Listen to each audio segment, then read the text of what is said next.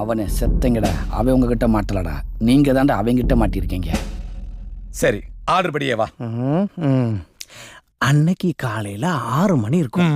3 hours later.